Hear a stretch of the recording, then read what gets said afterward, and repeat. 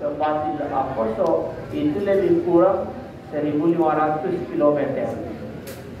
Kalau ditempuh naik onta dulu itu lebih kurang 2 bulan. Naik Mi'raj dari Baitul Muqaddis sampai bertemu dengan Allah, menjemput sholat. Sampai hari ini belum ada yang mampu menghitung berapa jauh jaraknya. Tapi yang jelas itu dilakukan Rasul lebih kurang 3 jam. Artinya apa? Perjalanan Isra Mi'raj adalah perjalanan iman, mukjizat. Ketika ditanya Abu Bakar, wahai Abu Bakar, bagaimana pendapatmu ketika Rasulullah Isra Mi'raj tadi malam? Maka Abu Bakar mengatakan, kalau Muhammad yang mengatakan lebih dari itu pun aku percaya, aku yakin. Maka itulah dikatakan Abu Bakar mendapat gelar Abu Bakar As-Siddiq, selalu membenarkan Rasulullah.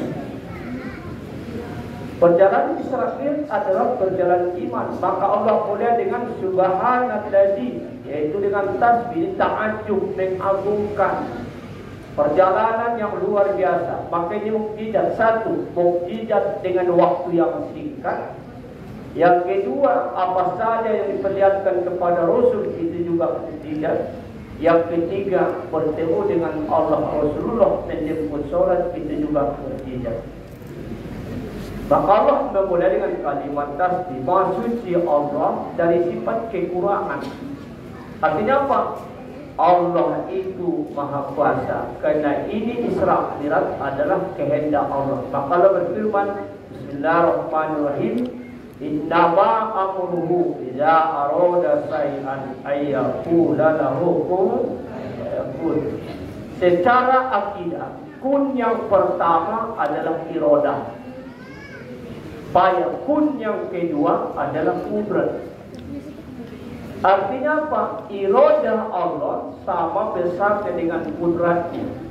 Maka ketika Allah menginginkan pasti terjadi. Kenapa? Karena sifat iradahnya sama dengan sifat kudratnya. Maka ketika Allah menghendaki, maka pasti terjadi. Berbeda dengan manusia. Kalau manusia lebih besar iradahnya daripada kudratnya. Artinya apa? Lebih besar keinginan daripada kemampuan. Maka kalau manusia menuruti keinginan, menuruti nafsunya, itu alamat akan hancur. Maka hiduplah dengan kebutuhan, jangan hidup dengan keinginan. Kalau kebutuhan, dia terukur. Kalau keinginan sampai masuk ke liang lahat baru selesai, kata Rasulullah Sallallahu Alaihi. Jangan turuti keinginan. Tapi apa? Kebutuhan. Karena manusia lebih besar keinginannya daripada kemampuan. Maka ketika ia menuruti keinginan, itulah orang mempertuhankan hawa nafsu. Apa kata Allah? Afara'aita man ittakhadha ilahahu hawahu wa adallahu Allahu ala ilm.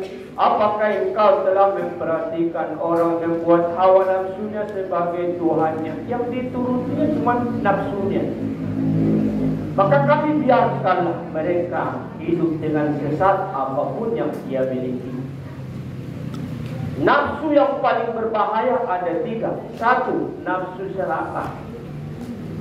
Itu saudara si Suroko.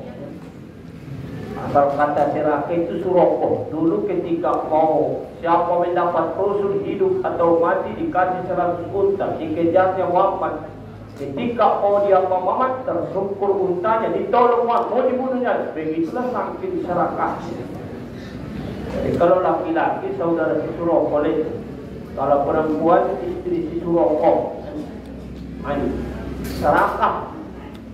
Orang paling serakah ada 3. 1, memakan harta anak yatim secara zalim. Itu paling serakah itu. Kita tidak menuduh berapa banyak sekarang orang membuat panti asuhan dengan lambang atau dengan misinya untuk melindungi anak yatim. Ternyata adalah bisnis, memperkaya diri sendiri. Berapa banyak? Wala takulul amwalal yatama zulma, jangan kau memakan harta anak yatim secara zalim, jangan. Walaupun ibunya sekalipun, kalau ada anak yatim, maka manfaatkanlah uang itu untuk kebutuhan anak. Jangan memperkaya diri ibunya. Ini anaknya dilihat masih sobek-sobek bajunya, umatnya baju Syahrini terus ya, berpenampilan gaya. Anaknya masih sobek tasnya, tidak sampai. Maka kita bijak kalau umat tidak pandai mengelola, langsung berikan kebutuhannya. Itu banyak terjadi, Pak. Yang kedua, orang serakah, memakan harta zakat atau memakan zakat yang bukan haknya.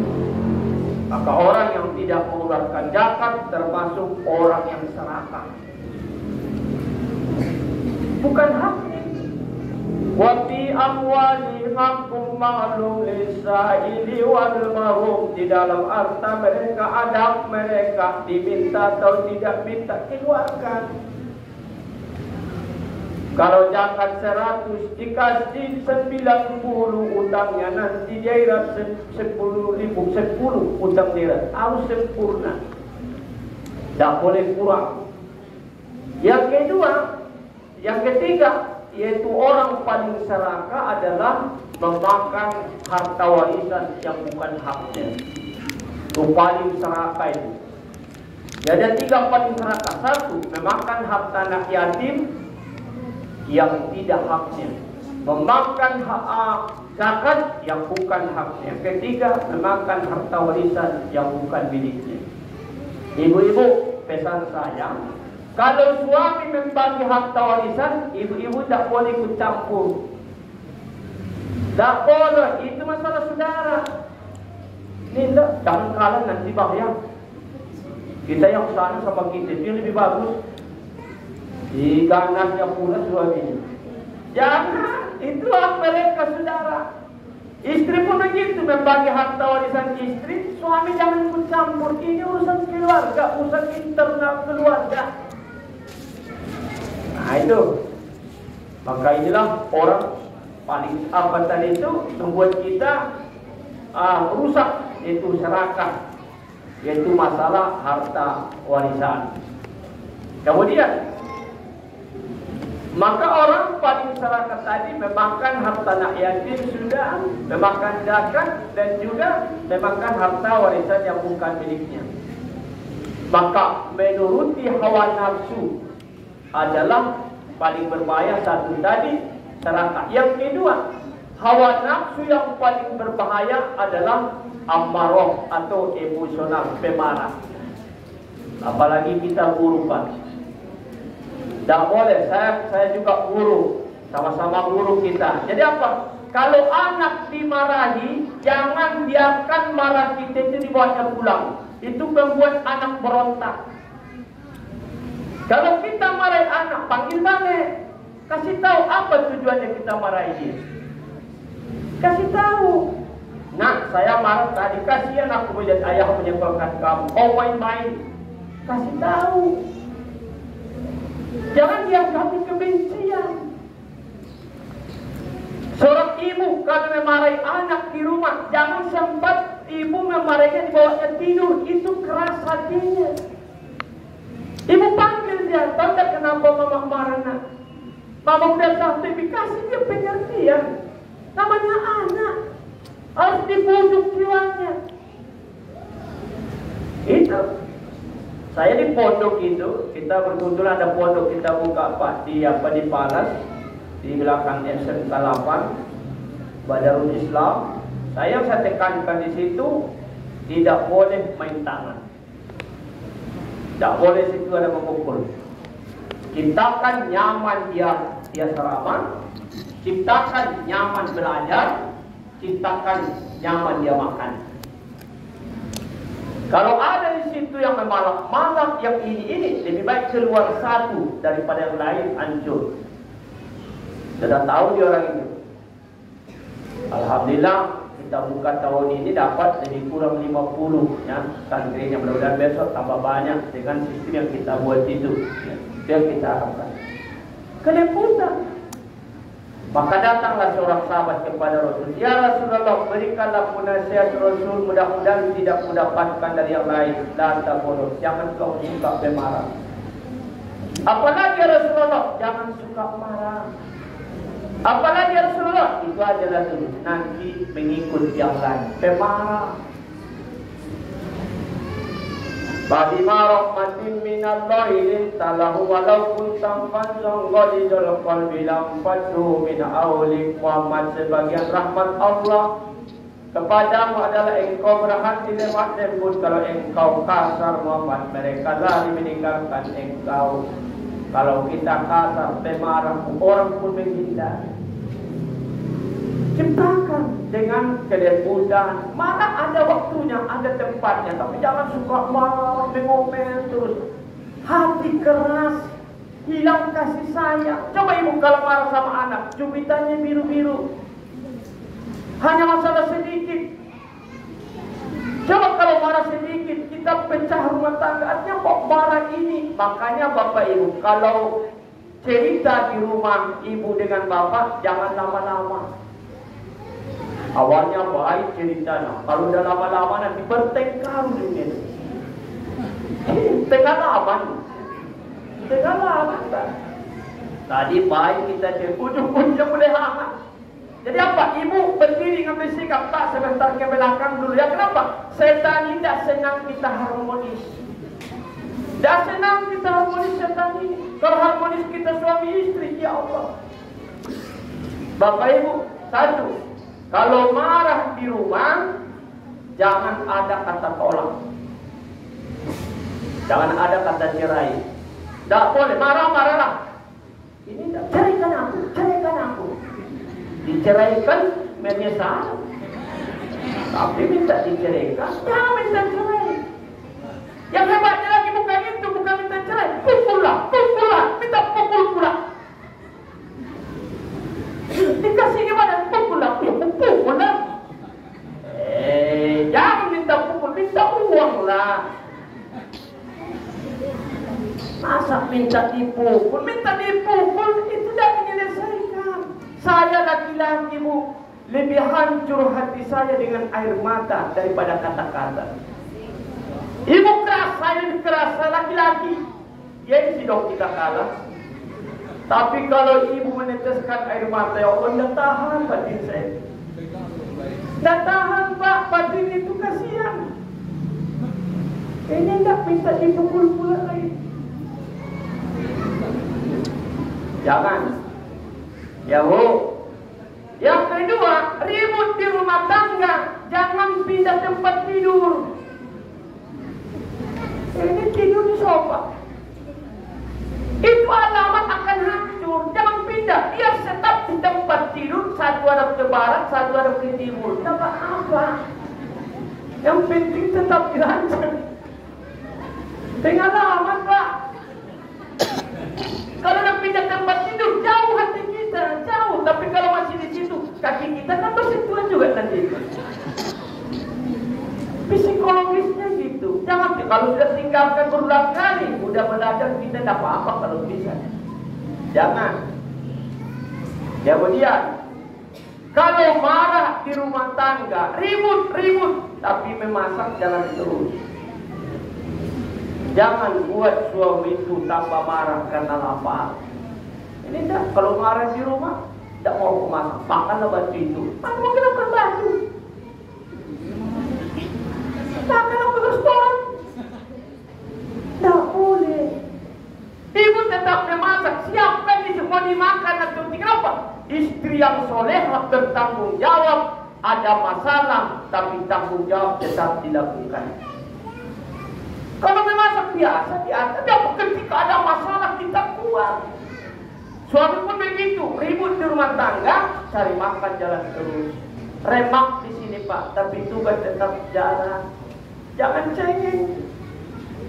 Itu tulang mata, itulah ujian kita. Tapi kalau kita bawa emosi, udah selesai sudah. Artinya apa? Hancur. Maka nafsu yang paling berbahaya itu adalah emosional, suka marah, Ya. Suka berselisih, la yadkhulul jannah qatirain, tidak menjamin masuk surga seadil apapun dia. Kalau suka memutuskan silaturahim, jangan. Yang ketiga, nafsu yang paling berbahaya yang kita bahas, nafsu seksual.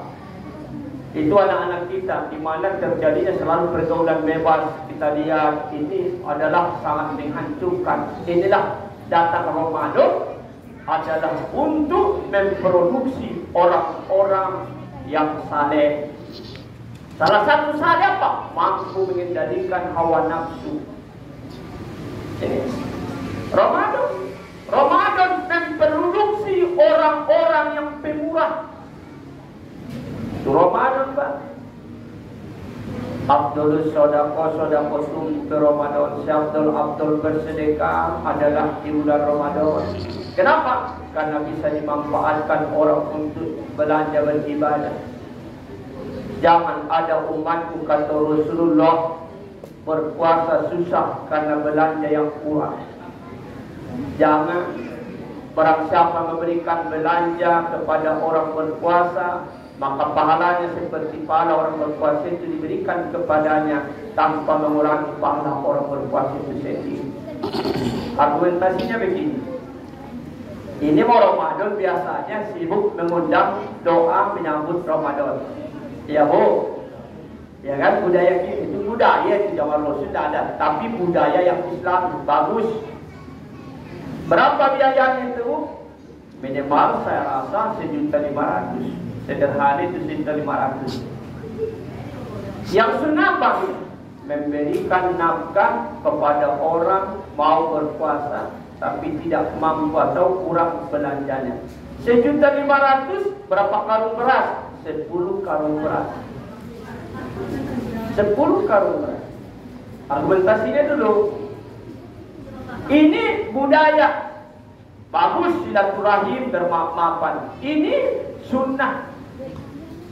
10 karung beras berarti 10 rumah bisa tertolong. Berapa yang puasa di rumah ini? Maka kalau pilihan masih lebih baik. Doa orang yang menerima bantuan kita itu mungkin lebih hebat daripada doaku berdoa di rumah ibu. Yang kita kasih makan, yang kita undang, orang biasa makan. Orang biasa makan kan. Ini orang yang sangat dibutuhkan untuk belanja di Ramadan. Itu kalau dilihat. Tapi yang paling bagus adalah berdoa di rumah, memanggil tetangga, tapi jangan tinggalkan fakir miskin. Berdoalah di rumah, tapi antara sekarung 2 karung sebagai kepedulian kita terhadap orang yang kurang mampu. Barang siapa yang umroh berulang kali tapi tidak peduli kepada fakir miskin, itu adalah pendusta, pembohong. Umroh berapa Pak? 34 juta. Fakir miskin, ada keluarga ditolong dan tetap tidak ada. Pembohong itu. Kata Adam kepada Nabi Musa, bertanya kepada Allah, kayak canda kalau saya menilai. Ya Allah, apakah engkau bahagia dengan ibadahku? Tidak. Apakah engkau bahagia dengan puasa yang kulakukan ya Allah? Tidak, Nabi Musa. Padahal kan mana mungkin tidak bahagia Allah. Apakah bahagia engkau ya Allah dengan zikir yang kulakukan? Tidak. Bagaimana kulakukan biar engkau bahagia Allah? Ketika engkau menolong orang susah, orang yang menderita, di situ dia bahagia. Aku ada di situ. Aku ada di situ ketika hamba itu bahagia, merasa senang atas pertolonganmu. Di saat itulah aku sangat bahagia melihat engkau. Solat itu untuk dirimu sendiri, puasa itu untuk dirimu sendiri. Tapi kebahagiaan yang luar biasa ketika kita memudahkan menolong orang yang susah. Itu kita lihat. Oleh karena itu inilah datang Ramadan. 11 bulan kita sudah mengumpul mencari dunia. Di Ramadan inilah saatnya kita untuk berbagi terhadap orang yang tidak mampu. Alhamdulillah di Pekanbaru ini di mana-mana kita lihat perbukaan di pinggir jalan. Tapi banyak juga orang tak tahu diri dia. Kenapa? Tidak puasa pun dia belinya juga. Ada juga. Nah, itu hebat. Tidak puasa pun dia belinya juga. Padahal tujuan tidak apa-apa. Itulah namanya Ramadan membawa rahmat. Nah di situ. Oleh karena itu yang kita ambil pertama apa? Perjalanan Ramadan adalah perjalanan iman. Artinya apa? Kalau sudah sampai iman kita kepada kudrat Allah, ada dua yang muncul. Satu, kalau kita merasa sukses, jangan lupa diri. Sekejap bisa Allah ambil. Ingat itu Bapak Ibu. Kalau kita merasa sukses, merasa hebat, jangan lupa diri. Kun payakun, sekejap bisa Allah ambil. Coba lihat si Sampo itu. Bagaimana Sampo itu sombong. Hukuman mati. Kalau Allah berkehendak, tak ada yang berani. Ya Bu, apalagi model kita. Tapi ketika kita tidak sukses, merasa gagal, jangan putus asa. Kenapa? Allah kuasa merubah hidup kita yang lebih baik. Orang alim putus asa, orang jahil atau orang yang tidak alim punya harapan lebih mulia di sisi Allah daripada orang alim tapi suka putus asa. Tidak boleh putus asa. Kita kadang-kadang justru alim ini yang suka merasa saya sudah baik tapi kau hidupku begini. Tidak boleh. Tidak boleh menuntut apa kebaikan yang kita lakukan dengan apa yang kita dapatkan. Tapi apa? Rabbana ma'olah kotahaja batilah subhanallah hina jabanar. Ya Allah, tidak ada yang kau ciptakan ini, tidak ada yang kau berikan ini, tidak ada yang kau takdirkan ini sia-sia. Inilah yang terbaik. Inilah terbaik. Yang penting kita sudah lakukan tugas kita. Maksudnya kalau tidak mungkin niat jelek Allah sama kita. Tidak mungkin. Kalau ada masalah, wa ma asobaka min sayyi'atin famusibha min nafsika. Tidak sedikit musibahmu itu karena diundang oleh dosamu sendiri. Maka perjalanan Isra yang berat yang kedua adalah perjalanan spiritual. Kenapa? Ketika tahun itu Rasulullah mengalami duka cita yang sangat dalam. Satu, meninggal istrinya Khadijah. Yang kedua, meninggal pamannya Abu Thalib di luar Islam. Allah mengatakan, Jibril, jemput Muhammad malam ini. Jemput Muhammad malam ini. Kenapa malam? Supaya lebih tenang, lebih khusyuk, lebih sejuk. Untuk apa? Menghibur Rasulullah. Ketika Rasul berhadapan dengan Allah, lupa dia musibahnya, lupa dia persoalannya. Apa yang kita ambil? Wa antumul fuqara ilallah. Kamulah yang butuh kepada Allah. Kalau ada masalahnya, solusinya datangi Allah. Jadi tak ada masalah bukan Allah didatangi, dukun yang didatangi. Sebentar orang pintar. Itu nomor 2, nomor sekian. Apa Allah? Dia yang maha kuasa, dia yang maha tahu. Kalau ada masalah kita datangi Allah, curhat mengadu kita. Dengan cara apa? Satu, bertaubat. Kenapa? Barangkali ini adalah teguran. Kalau ada musibah, ada takdir yang kurang baik, ini ada dua. Satu, bagi orang beriman ujian. Yang kedua adalah teguran. Mana titik merahnya? Kalau terjadi takdir yang kurang baik atau musibah, tidak ada kesalahan yang fatal, tidak ada kedurhakaan sebelumnya, dengan hati nurani kita tanya, berarti itu adalah ujian. Tapi kalau ada takdir atau musibah kepada kita, sebelumnya ada sesuatu yang fatal kita lakukan, entah orang tua, entah kita cara mencari nafkah, entah kita terlalu jolim, entah apa, itu adalah teguran. Itu teguran, jangan dibiarkan. Kenapa? Satu, Allah menghibur hati kita. Kenapa saya tidak tenang? Ada apa? Pasti ada masalah. Kenapa saya tidak tenang? Allah menegur. Yang kedua, tidak mau hati kita ditegurnya. Ditegurnya fisik kita, entah sakit, entah kecelakaan. Tidak mau juga ditegurnya ekonomi kita, harta kita hancur. Tidak mau juga. Udah, janganlah kamu dengan nafsumu sendiri, pertuhankanlah nafsumu, maka kita akan hancurkan. Jangan malu mengaku salah sama Allah. Innallaha la yughayyiru ma biqaumin hatta yughayyiru ma bi anfusihim. Sesungguhnya Allah tidak merubah nasib sesuatu kaum, baik secara individu, berumah tangga, bermasyarakat, berbangsa dan bernegara, sebelum mereka merubah diri mereka lebih dahulu. Kalau ingin sukses, maka mari kita merubah Tidak ada orang yang sempurna, Pak. Mengaku kesalahan kita robah, insya Allah Allah akan merubah hidup kita yang lebih baik.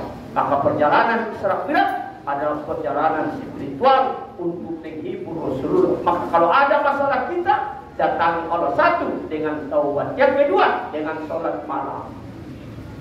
Dengan sholat malam. Ya Rasulullah, kalau kita banyak masalah, Rasul, kapan paling mustajab berdoa cepat pertolongan Allah? Sholatul lail idan nas yang sholat malam lah ketika orang sedang tidur. Ngadu sama Allah. Air mata yang tertumpah ketika mengadu sama Allah itu diganti Allah menjadi energi baru, kekuatan baru dalam hati kita. Maka inti dari sholat malam untuk menguatkan jiwa kita menjalani hidup apa adanya. Menguatkan jiwa menghadapi hidup apa adanya. Mau yang apa, nikmat apa, kuat dan terpedaya. Maka seharusnya kita, Pak, sebagai ustaz, apalagi kita mohon sholat malam itu mohon Pak. Bagaimana supaya kuat kita berdakwah, kuat menjalani ekonomi apa adanya ini. Jadi punya keyakinan, kekuatan. Tidak boleh lemah. Seperti dikatakan tadi, Tuhan semangat. Apapun supaya ada semangat. Jangan loyo. Jangan menyerah. Harus kuat. Maka sholat malam itu, air mata kita diganti dengan energi baru. Air mata kita mengadu sama Allah, diganti Allah untuk menterapi jiwa kita. Kita di dalam keadaan sedih, difitnah orang, itu menjadi terapi bagi kita. Tidak ada yang tidak selesai, Pak. Yang penting, itulah maksud daripada salah satu perjalanan. Yang ketiga, datangi Allah. Kalau ada masalah kita, pergilah ke rumah anak yatim, fakir miskin, bawalah sedekah kepada mereka. Insya Allah Allah mengeluarkan kesulitan. Itu yang paling baik, Pak. Datangi anak yatim, fakir, bawa sedekah. Insya Allah inna sodako tadaqul bala. Sodako itu menolak pahala. Sodako itu untuk menyelesaikan persoalan kita. Di situ yang terbaik ketika kita menghadap Allah. Terakhir, perjalanan Isra Mi'raj adalah perjalanan ibadah, yaitu menjemput sholat. Kita lihat, sholat diperintahkan tahun ke-10, 3 tahun lagi sebelum hijrah. Sedangkan puasa, ya ayyuhalladzina amanu, tahun ke-2 hijrah, berarti 5 tahun. Perintah sholat dulu, baru perintah puasa. Kenapa? Matang dulu sholatnya, baru datang perintah puasa. Boleh dikatakan, orang yang tidak puasa itu adalah orang yang tidak menjaga sholat. Karena tidak menjaga sholat itu, Pak. Kalau dia jaga sholatnya, ibadah lain akan mengikuti. Ibadah lain akan mengikuti. Sholatnya ini. Maka di situ hebatnya magnet daripada sholat itu. Kalau sudah sholatnya bagus, insya Allah ibadah yang lain akan mengikuti. Kalau rusak sholatnya, ibadah yang lain pun akan rusak. Maka itu perjalanan Isra Mi'raj adalah perjalanan ibadah menjemput sholat 50 waktu. Kenapa 50 waktu? Satu, basiro. Yang kedua, naziro. Kenapa basiro? Kabar gembira 50 waktu, pahalanya tetap 50 waktu, tapi dikerjakan 5 waktu. Motivasi supaya umat Rasulullah ini semangat sholatnya. Kenapa? Besar nilainya. Yang kedua, naziro. Peringatan apa? Kalau ditinggalkan sholat 5 waktu, dosanya sama dengan 50 waktu. Pelajaran peringatan. Jangan mudah meninggalkan sholat. Tidak ada rasa meninggalkan. Kenapa? Kalau zakat bagi orang mampu. Kalau dia haji, apalagi bagi orang mampu. Puasa bagi orang mampu. Tapi sholat bukan bagi orang mampu. Sedaya mampu. Berbeda itu, Pak. Sedaya mampu. Kalau ujur, kita penyakit prostat diselang, kita tetap wajib sholat, Pak. Dapat waktu kita diselang pipis kita, tetap sholat. Kenapa ujur? Ujur tidak berlaku hukum. Sholat seadanya. Kenapa? Jangan mati hamba ini dalam keadaan tidak sholat. Allah sayang sama kita. Ini sehat tidak sholat, Pak. Mana?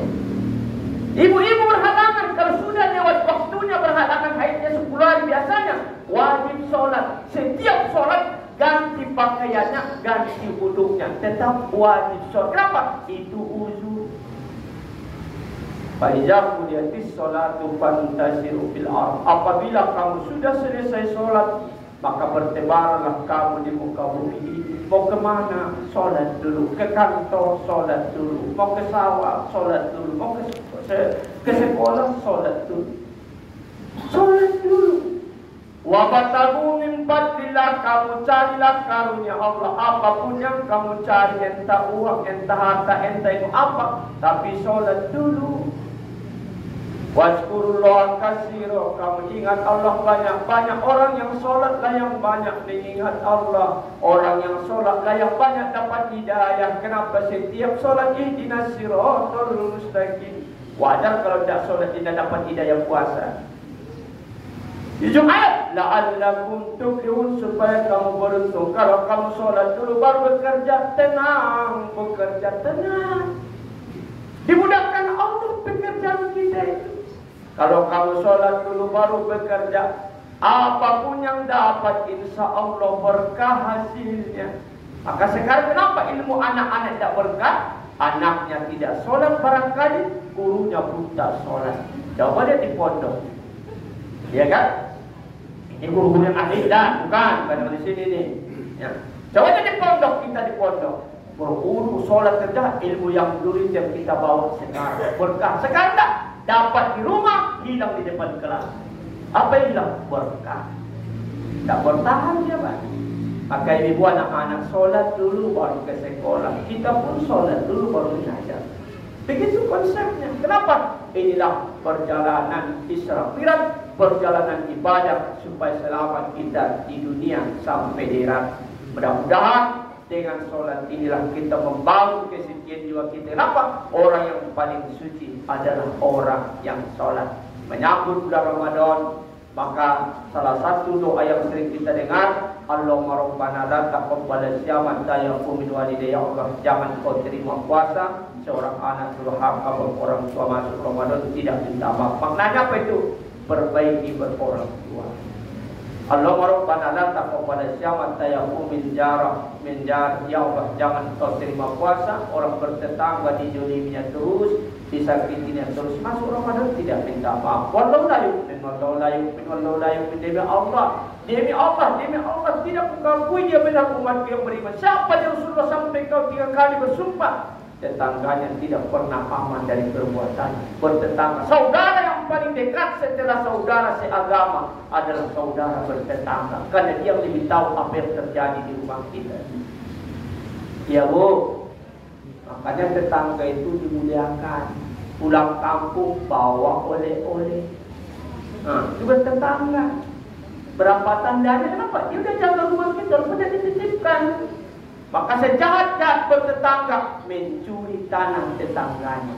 Itu paling jahat. 7 lapis tanah yang dia curi nanti dia digali, dikalungkan ke lehernya dia. Jadi kalau kepingin kalung yang besar, antarlah tanah tetangganya. Bayangkan itu. Begitu pentingnya bertetangga, menjaga tetangga. Kemudian Allahumma rabbana la taqabbal siyama tayaqqu min azwaji. Ya Allah, jangan kau terima puasa suami istri masuk bulan Ramadan belum tegur sapa. Itu parah itu. Kalau sudah mau masuk Ramadan tidak juga tegur sapa kita, sudah melampaui batas ini. Nah, disitulah artinya apa? Inilah diperbaiki berorang tua, bertetangga kita di rumah untuk menyambut bulan suci Ramadan. Insya Allah Ramadan memproduksi orang-orang yang takwa la'allakum tattaqun. Ramadan memproduksi orang-orang yang saleh. Ramadan memproduksi orang-orang yang pemurah. Kemudian terakhir Ramadan memproduksi ahli-ahli surga. Insya Allah. Amin ya Rabbal. Itu sajalah Bapak Ibu yang dapat saya sampaikan. Karena waktu kita berjalan, mudah-mudahan ada manfaatnya. Assalamualaikum warahmatullahi wabarakatuh.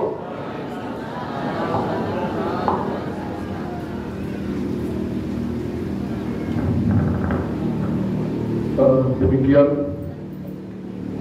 yang disampaikan oleh Al-Ustaz Dr. Mawardi dari Monte MSY. Semoga dapat manfaat manfaatnya untuk kita semua. Selanjutnya, untuk lebih berkah acara ini, mari kita aminkan doa yang akan dibawakan oleh Bapak Dr. Antus Haji Idrus. Waktu dan tempat dipersilakan.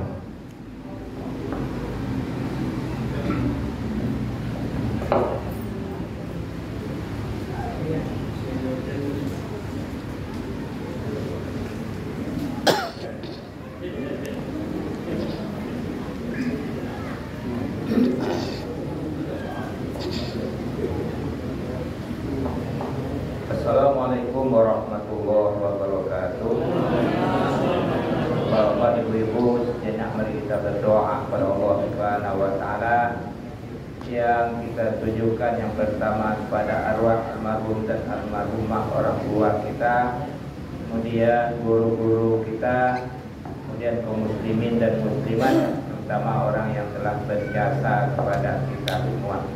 Untuk itu mari kita hadiahkan untuk mereka bacaan umul Al-Quran. Lahumul Fatihah.